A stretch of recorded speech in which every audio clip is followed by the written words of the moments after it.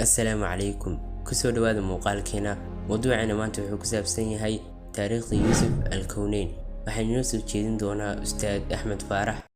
kusoo dhawaada barnaamijkii taariikhda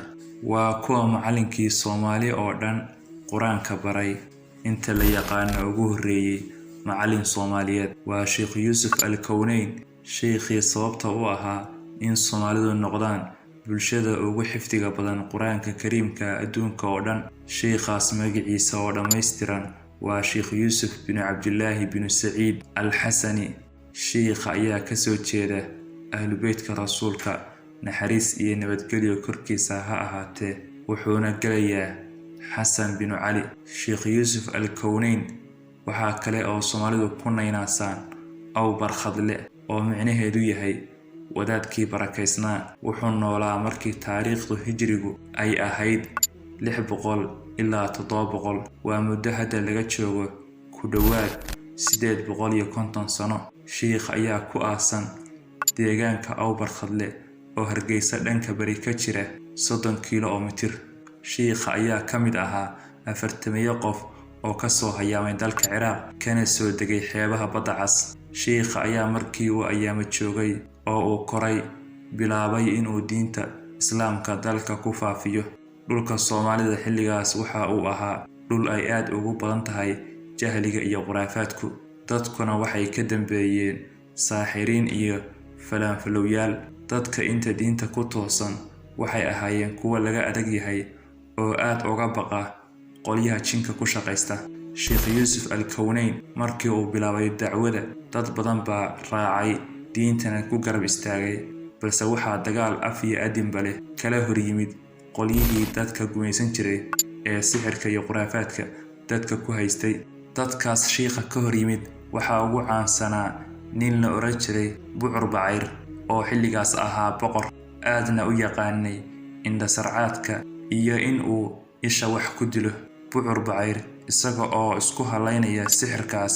ayuu codsaday in sheekha iyo isaga fagaara la iskugu keeno dood dheer kadib waxaa go'aan lagu gaaray in nin waliba cilmigiisa soo bandhigo Bucur baa yiri buurtaas baa intaan dhex galo dhanka kale ooga bixin ee ha ii furo haddii uu awood leeyahay buurtii ayuu ku orday oo ka dhex dusay sida ay moodayso isha daawanaysa balse waa indha sarcaad sheekhii ayaa ku yiri bal ku celi mar labaad markii uu buurtii xaggeedii u orday ayuu sheekhu ku yiri khud yaa ardallah oo micnaheedu yahay qabo dhulkii Allow taas oo waagi dambe noqotay kelmad caan ah Bucur buurtii ayaa liqday oo uu ku dhex baaba'ay kadibna dib dambe looma arag halkaas ayaa alle diinkii iyo ehelkiisii ku guuleeyay dadkii xoogga lagu haystayna dulligii kaga baxeen Sheekh Yuusuf wuxuu bilaabay markii uu dadkii caqiidadii ka saxay fisqigiina suulay madaaris quraanka dadka lagu baro iyo culumta islaamka isagoo bilaabay in hikaada carabiga Soomaali uu u turjumo wuxuuna bilaabay alif waxmale alif la kordhabay iyo hikaada la midka ah Sheekh Yuusuf wuxuu soo saaray culimo aad u fara badan waxaana jirtay 40 sheekh oo waagi dambe caan noqday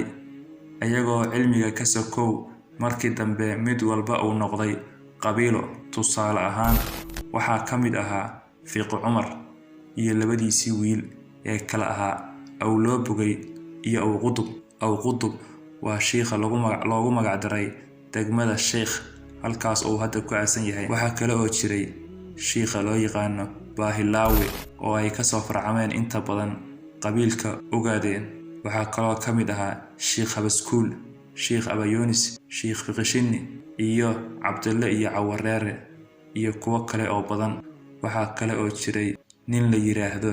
Ummad Nabi oo faqiir ahaa qabiilkiisa ayaa inta casumay sheekha iyo xertiisa markii ay ku soo dhawaayeen ka guuray xiriyihiina u baneeyay balse ninkaas oo faqiir ah ayaa arinkaas ka hor yimid wuxuuna yiri ani culimada ayaan sugayaa mana ka guuray halkayga markii ay yimaadeen culimadii habeenkii arigiisii yaraa ayuu ka sooray sheekha ayaa ugu dhawaaqay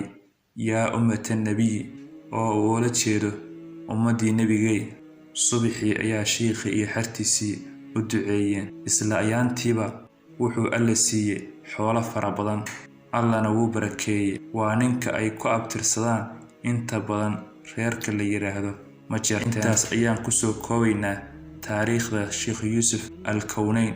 naxariis waarta Allaha siiyo, xaggiisana Allaha ka abaalmariyo. Macluumaadka aan sheegnay waxaan ka soo goorinay kitaabka la yiraahdo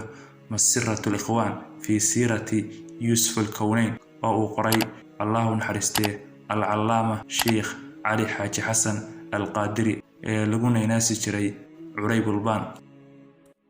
haddaba muuqaalka intaas ayuu ku saabsan yahay mowduucuu ka hadlayay Ustaad Axmed Faarax taariikhda Yuusuf Al-Kownayn. waxaan kaa codsanayaa in muuqaalka like saarto. haddaba muuqaalka xigeentaa ku kulmi doona xinigeedka sidaas iyo wassalaamu calaykum waraxmatullaahi tacaala wabarakaatuh.